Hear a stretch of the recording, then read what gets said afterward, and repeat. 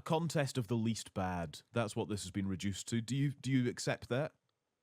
I think you're just asking completely the wrong questions. I mean, jumping in and asking individuals who want to be leaders what they might want to do or so forth, or even guessing what their policies are, is completely wrong. James is a military man. He would appreciate the value after such a colossal defeat of taking time, taking stock, a period of reflection to regroup and unite. Rushing into a leadership campaign could easily repeat the unedifying public clash, if you remember, which we saw between Rishi Sunak and Liz Truss. You know, reality check here. The scale of this loss, down to just 121 seats, means that we have time to regroup. Sorry, but nobody is listening to the Conservative Party right now. So we have some more fundamental questions to ask ourselves, such as who are we as a party? Rushing into a leadership contest, glossing over these bigger issues. You know, our party is not the tolerant broad church party that it was. Sadly, this incessant tribal discord, which is being promoted by whoever might or might not want to be leader, continues even after the election. We first need to agree who we are as a party, what we stand for, even where we sit in the political spectrum. Lurching to the right, for example, going popular, courting reform is not the solution. Moving to the extreme has never worked for our party in the past.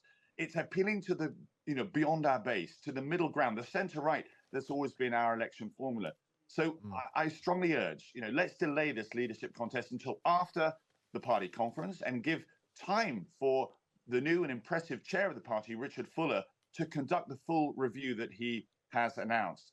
There are many former MPs like me that are actually keen to return, that are still energized to serve.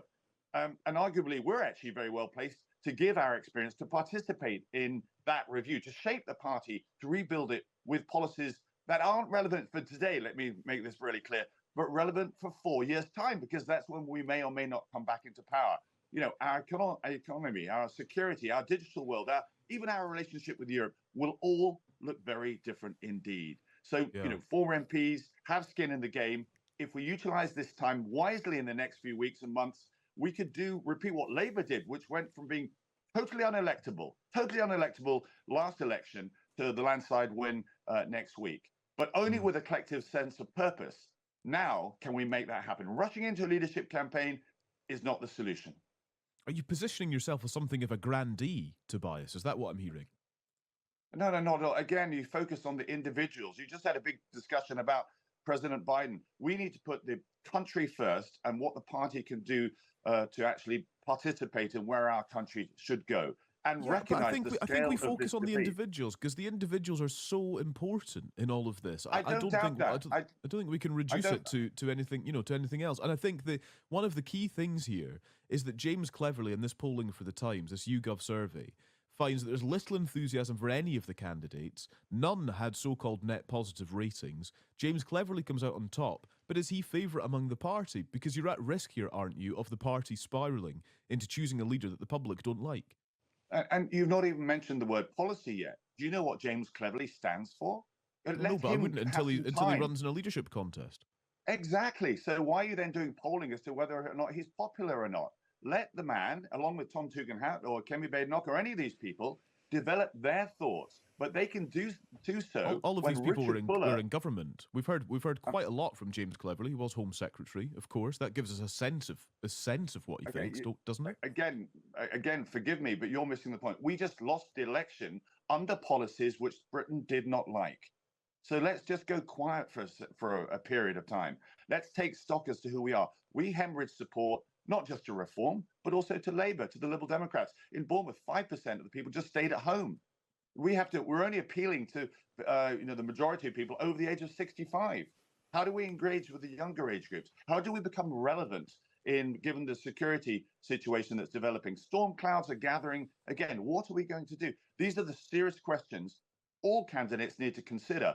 But the more fundamental one is, where does the Conservative Party, the great Conservative Party, sit in the political spectrum? Let's agree that, first of all, allow candidates time to then present their portfolio, and rather than guessing what James Cleverly or indeed anybody else might be standing for, all of us will be better informed to make a judgment.